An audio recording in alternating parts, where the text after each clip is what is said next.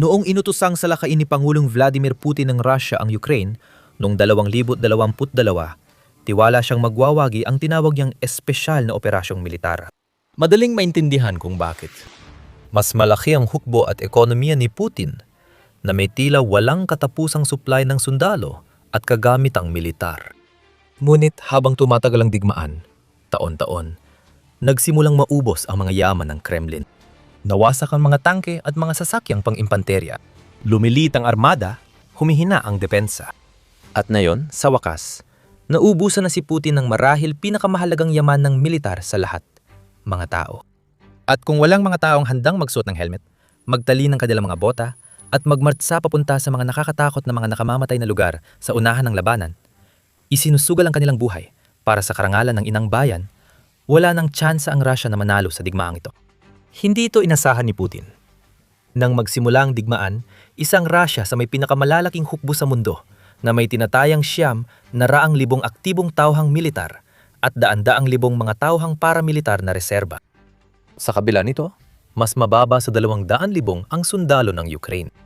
Ipinapakita ng kasaysayan na mas madalas magdusa ng mas maraming kaswalti ang mga mananakop kaysa sa mga nagtatanggol dahil sa iba't ibang dahilan. Kaya't malamang na inasahan na ng mga commander ng Russia na magkakaroon sila ng tiyak na bilang ng mga kaswalti. Hindi nila inisip kung gaano karami ang kaswalti na naghihintay sa kanilang hukbo. Habang matatag ang Ukraine sa gitna ng pagsubok, dumarami naman ang mga pagkawala ng Russia. Sa simula ng digmaan, ilang libong kaswalti kada buwan ang tinamo ng Kremlin. Pagsapit ng 2023, umabot ng bilang ngayon sa humigit kumulang 15 hanggang 20,000. Noong 2024 lumampas ito sa 30,000 at pansamantalang umabot sa mahigit 40,000 bago matapos ang taon.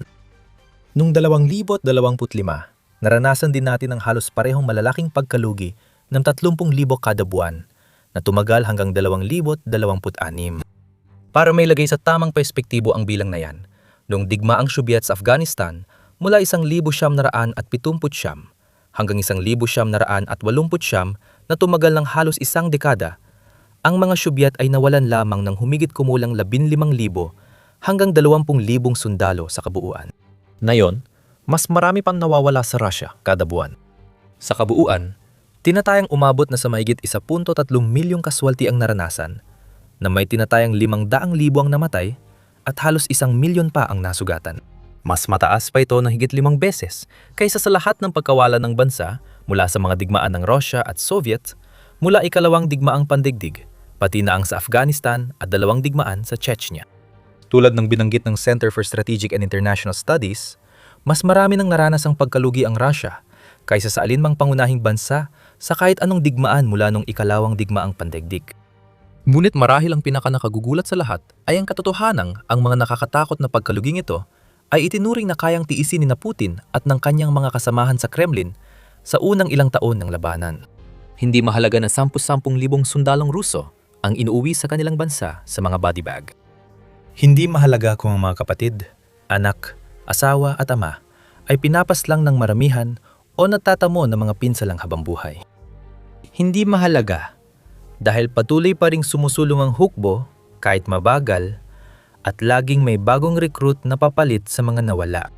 Sa katunayan, lumaki pa ang hukbong Ruso sa mga unang taon ng digmaan dahil sa bahagyang mobilisasyon noong 2022 at malaking pamumuhunan sa pagre-recruit sa mga sumunod na taon. Maraming malalakas at malalusog na lalaki sa bansa ang voluntaryong nagpalista para lumaban sa Ukraine. Karamihan sa kanila ay pinaniwala na matatapos agad ang digmaan o kaya naman ay ilang buwan lang silang maglilingkod bago sila makauwi at makabalik sa kanilang mga tahanan. Marami ang napaniwala na madali silang kikita ng pera sa pamamagitan ng pagpapalista, maglilingkod sa isang ligtas na lugar na malayo sa mga linya ng labanan, at pagkatapos ay uwi para tamasahin ang bunga ng kanilang pinaghirapan. May mga na-blackmail o napilitang mag-sign up dahil sa maruming taktika ng Russian recruiter, gaya ng pagpilit sa etnikong minorya at banta ng deportasyon kapag tumanggi silang pumirma ng kontrata. Hindi talaga mahalaga ang mga ginamit nilang paraan. Hanggat may sapat na bagong sundalo para palitan ng casualties, tuloy ang walang tigil na atake ng war machine ng Kremlin sa Ukraine. Pero hindi ito magtatagal magpakailanman. Kahit sa isang bansa na may populasyon na higit sa 100 at 40 milyon, limitado lang ang bilang ng mga malulusog na tao na talagang handa at nais sumali sa labanan. Habang lumilipas ang panahon, napangtatanto ng mga tao na kapag nagpalista sila, parang pinipirmahan na rin nila ang sariling hatol sa kamatayan. Dahil dito, mas nahirapan ang pagre-recruit at mas naging desperado ang Rusya. Hindi lang pananakot. Hinila nila palabas ng selda ang mga rapist at mamamatay tao. Inalok ng kalayaan kapalit ng isang taong serbisyo sa unahan. Pinadala nila ang mga may nakapanghihinang at nakamamatay na sakit sa labanan. Naglunsad sila ng mga bagong kampanya ng militar para manghikayat ng mga recruit na puno ng kasinungalingan at propaganda. Para linlangin ang estudyanteng nahihirapan, sinasabing parang paglalaro lang ng video game ang digmaan at ligtas silang makakapaglingkod malayo sa front. Naglabas ng utos sa paaralan at negosyo na hanapin at piliting pumirma ng kontrata sa militar ang mga estudyante at empleyado. Ginamit nito ang impluwensya sa Africa para linlangin ang libu-libong tao mula ibang bansa na lumaban sa digmaang wala naman silang kinalaman. Inilalagay sa panganib ang buhay nila para sa bansang walang pakialam sa kanila. Sa labanan, lalo pang naging brutal ang mga komandante ng Russia sa pagtrato sa kanilang tropa. Pinapahirapan, binubugbog, at sinasamantala ang mga nagpapakitang gustong tumakas. Ngunit wala sa mga ito ang naging sapat para mapigilan ang patuloy na pagdami ng mga kaswalti at mapatigil ang unti-unting pagliit ng hukbong Ruso. Pinapakita ng datos na noong Disyembre 2025, unang beses mas marami ang nawalang tropa ng Russia kaysa sa na-recruit.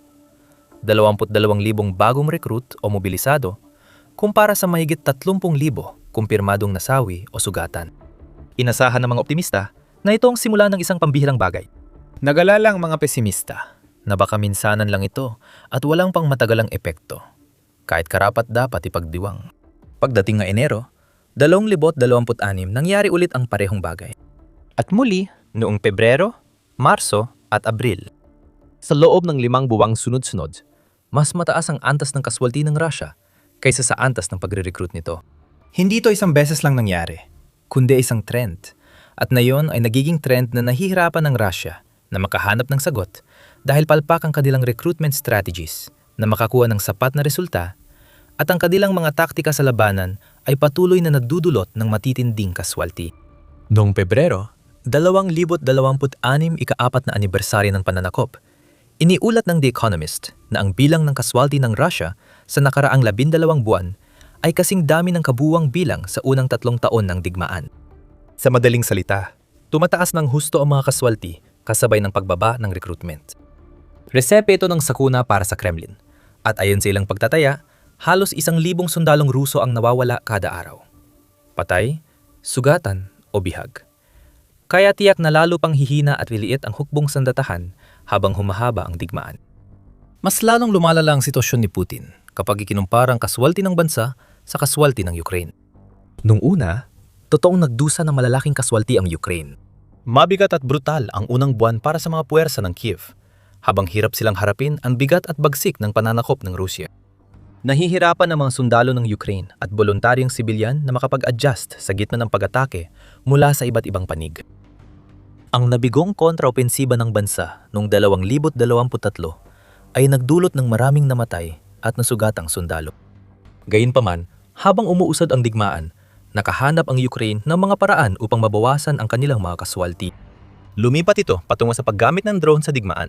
Nakatanggap ito ng tulong mula sa mga kaalyado sa kanluran, inangkop ng mga komander ang taktika, ginamit ang yaman, at tumangging gayahin ang estilo ng Kremlin na gawing pambala sa kanyon ang mga sundalo. Dahil dito, gumanda ang kalagayan ng Ukraine sa huling bahagi ng digmaan at bumaba ang bilang ng mga kaswalti bawat buwan. Sa isang banda, magkaibang landas na tinahak ng dalawang bansa. Mahina ang simula ng Ukraine, pero bumuti kalaunan. Malakas ang simula ng Russia, pero bumagsak pagkatapos. Ano ang kahulugan nito para sa susunod na yugto ng digmaan?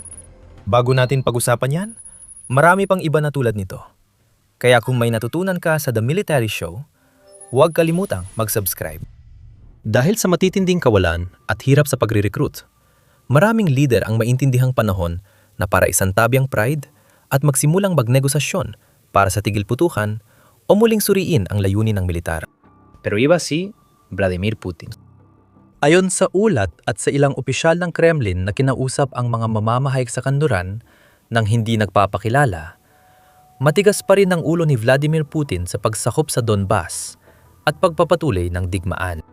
May opisyal na nagsabing hinihikayat nila si Putin na itigil ang digmaan at tanggapin na lang ang mga nakuha nilang teritoryo. Ayon sa kanila, paulit-ulit daw sinasabi ni Putin na hindi siya papayag at hindi siya makikipagkompromiso tungkol dito. Mukhang tiwala si Putin na makukuha ang buong Donbas bago matapos ang taglagas.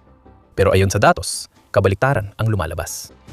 Dahil hindi lang napakaraming tauhan ang nawawala sa Rusya, nahihirapan din silang mabilis makakuha ng teritoryo. Batay sa Institute for the Study of War, nakuha lang ng Rusya ang halos 200 at 20 kilometro kwadrado o 85 milya kwadrado na yung 2026. Halos kasing laki lang yan ng lungsod ng Seattle. Bilang tugon, nagawa ng Ukraine na mabawi ang humigit kumulang 100 at 89 na kilometro kwadrado o 73 na milya kwadrado. Ibig sabihin, 31 kilometro kwadrado o 12 milya kwadrado lang ang nadagdag sa Rusya sa 2026.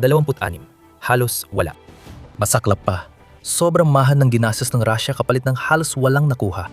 Tinatayang mahigit 300 sundalong Ruso ang napatay o malubang nasugatan kada kilometro kwadradong lupang nakuha sa Donbas ngayong taon.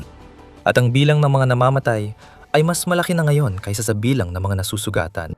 Masamang balita yan para sa Kremlin. Sa totoo lang, halos wala pang nangyayaring ganito noon. Sa modernong digmaan, madalas sugatang sundalo ang karamihan ng kaswalti. Karaniwan, 3 sugatan sa bawat isang namamatay na sundalo. Sa ilang mga kaso, mas mataas pa ang retsyo. Halimbawa, sa Iraq, ang Estados Unidos ay nagkaroon ng humigit kumulang 7 sugatang sundalo sa bawat isang namatay. Ibig sabihin, ang karamihan ng kaswalti ng bansa ay hindi talaga namatay, kundi nasugatan. At marami sa mga sundalong iyon ay nagkaroon ng buong o bahagyang paggaling at nakabalik sa kanilang mga pamilya. Sa Rusya, baligtad ang retsyo. Sa loob ng maraming taon, ang mga taktikang ubusan ng tao ng bansa ay nagresulta sa mas mataas kaysa karaniwan ang bilang ng mga namatay, 2 sugatang sundalo ng Rusya kada isa ang namamatay. Ngunit, ayon sa ilang mas bagong ulat, mukhang ngayon ay 2 namamatay sa bawat isang nasusugatan sa panig ng Rusya. Ayon sa mga sanggunian mula sa Ukraine na nagsasabing humigit kumulang 62% ng lahat ng kaswati ng Rusya ay namatay. At ang natitirang 38% ay mga sugatan. Isa ito sa pinakamasamang retsyo ng namatay sa nasugatan sa makabagong kasaysayan. Maraming dahilan ang mga opisyal ng Ukraine na palakihin o pumili ng paborableng estadistika. Pero dumarami ng ebidensyang sumusuporta sa kanilang pahayag at nauwi ito sa isang bagay, mga drone. Ang digmaan sa pagitan ng Russia at Ukraine ay, sa maraming paraan, naging isang digmaan ng mga drone. Ang mga linya sa harapan ay talagang punong-puno ng mga walang pilotong sasakyang panghimpapawid o UAVs. Lumilipad sila sa kalangitan, sinusuri ang lupa para sa anumang palatandaan ng buhay bago umatake ng eksakto at walang takot sa anumang target ng kalaban na kanilang makita. At hindi lang sila gumagalaw sa mismong harapan, kundi pati na rin sa ilang milyang layo sa magkabilang panig nito. Dahil dito, sugan na lang para sa tropang Ruso kung makakarating silang buo sa harapan o hindi. Para sa iilang sinuwerte at nakarating doon, mas maraming drone ang nakaabang para umatake. Maraming namamatay agad sa pagsabog ng kamikaze drone. Sa isang banda, sila ang maswerte. Kadalasang naiwan sa gitna ng labanan ang mga nasusugatan, dahan-dahang nawawalan ng dugo, at hindi natutulungan o naililikas. Dahil napipilitang dumaan ng mga medikong Ruso sa parehong mapanganib na lugar, iniiwasan nila ang maraming drone para lang makalapit ng sapat upang makapagbigay ng kahit anong tulong sa kanilang mga nasugatang kasamahan. Tulad ng sinabi ni Phillips O'Brien, profesor ng Strategic Studies at pinuno ng School of International Relations sa Universidad ng St. Andrews, kung ang mga Ukrainyano ay nakakapatay na ngayon ng 2 sundalong Ruso sa bawat isang nasusugatan, magiging kapansin-pansin iyon sa digmaan. Mukhang kapanipaniwala ito sa akin dahil sa katumpakan ng first-person view drones at hirap mailikas ang nasugatang sundalo sa labanan. Hindi lang Russia ang may ganitong problema. Kailangan ding harapin ng Ukraine ang mga drone ng kalaban sa mga linya ng harapan. Kailangan din nilang mag-alala kung paano ililikas ang mga sugatang sundalo nang hindi nalalagay sa panganib ang mas marami pang buhay sa proseso. Pero hindi tulad ng Rusya na patuloy sa parehong matigas ang uhong matigas na mga taktika na tinatrato ang kanilang mga tropa na parang mga piraso ng karne imbes na tao, ang Ukraine ay nagbago na. Nakahanap ito ng mas matalino at mas epektibong paraan para lutasin ang mga hamon na kinakaharap nito. Tulad ng paggamit ng mga unmanned ground vehicle para tumulong sa paglikas ng mga sugatan halimbawa, Umabante ang Ukraine sa Rusya sa karera sa drone na nakabuo ng mas magkakaiba at mas mabisang arsenal ng mga UAV para malamangan at madaig ang kalaban. Ito ang pinakamalaki at mahalagang pagkakaiba ng dalawang panig. Alam ng Rusya ang problema, pero hindi hinahanapan ng solusyon. Dinadagdagan lang ng tao at umaasang matatapos ito. Nakikita ng Ukraine ang mga problema at hinahanap ang mga paraan para ayusin ito. Hindi ito kontento, palaging naghahanap ng paraan para umunlad, maging mas episyente at mabawasan ang mga kawalan. At ang ibig sabihin nito sa mga susunod na panahon ay malamang magpapatuloy ang mga trend na nakita natin niyang 2026. Patuloy na malulugi ang Rusya ng mahigit 30,000 sundalo bawat buwan. Sa katunayan, nais ng mga leader militar ng Ukraine na itaas pa ito hanggang 40,000 o 50,000 bago matapos ang taon. Kung matapatan nilang bilang na yon, malaking dagok ito sa Kremlin. Halos tiyak na magpapatuloy ang Rusya sa hirap ng pagre-recruit ng mga sundalo sa dami na kailangan nila para mapunan ang mga nawala sa kanilang hanay. At hindi mahirap makita kung bakit. Madaling nalinlang ang mga tao sa Rusya noong simula ng digmaan. Pero matapos ang 4 na taon ng kabiguan, marami nang nakakakita sa kasinungalingan ng Kremlin. Alam nilang naging sakunang digmaan at ayaw na ng marami makisangkot. Kahit yung mga sumasali, hindi rin sila yung pinakamagagaling. Kadalasan, sila ay mga tao mula sa mga etnikong minorya nang napilitan lang lumaban, mga taong may sakit o may mga kriminal na rekord. Mga tao mula sa ibang bansa na hindi man lang marunong magsalita ng kahit isang salita ng Ruso. O mga taong pakiramdam ay wala na silang pagpipilian, pero walang karanasan o pagsasanay sa militar. Kaya pagdating nila sa Ukraine, ang napakarami sa kanila ay mamamatay rin. Kasama ng daan-daang libo nilang kababayang nauna nang namatay. Dahil dito, unti-unting liliit at hihina ang hukbong Ruso at halos wala ng paraan si Putin para pigilan yon maliban sa isang malawakang mobilisasyon na tiyak na ikagagalit ng publiko. Pabagsak na ang kasikatan ni Putin, kaya hindi niya kayang galitin pa ang publiko. Naipit siya sa sitwasyong walang malinaw na paraan makatakas. Habang humihina ang hukbo, malamang na magpatuloy ang pagkaantala at paghinto ng kanilang pag-usad sa frontline, kapalit lang ng kaunting lupa at libu-libong buhay na nawala. Dahil dito, maaari itong magdulot ng oportunidad para sa Ukraine. Habang humihina ang kalaban, mas madali nilang mababawi ang mas maraming teritoryo, mapatras ang mga Ruso, at mabigo si Putin na sakupin ang Donbas bago matapos ang taon. Mahalaga ring tandaan na may mga problema ang Ukraine.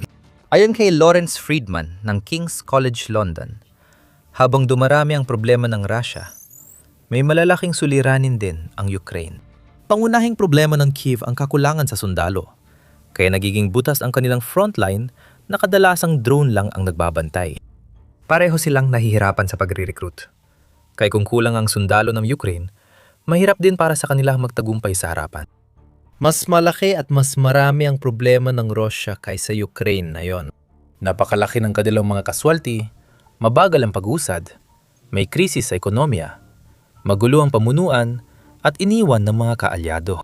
Si Putin, na namumuno sa lahat, ay tilalalo pang nalalayo sa realidad. 500,000 sa kanyang mga tao ang namatay na. At tila wala siyang pag-aalinlangan na isakripisyo pa ang daan-daang libo pa. Ang tanong na lang ay, hanggang kailan tiisin ito ng natitirang Rusya? Alamin kung paano unti-unting pumapabor sa Ukraine ang takbo ng digmaan. Sa videong ito tungkol sa kamakailang matagumpay na pag-atake ng Kiev sa base ng hukbong dagat ng Novorossiysk. Panurin ang video para malaman kung paano natuklasan at winasak ng Ukraine ang base ng intelihensya ng Rusya at tanutalisa sa proseso ang hanggang 100 kalabang sundalo at opisyal. Huwag kalimutang mag-subscribe sa The Military Show para sa mas marami pang ganitong nilalaman at maraming salamat gaya ng dati sa panonood.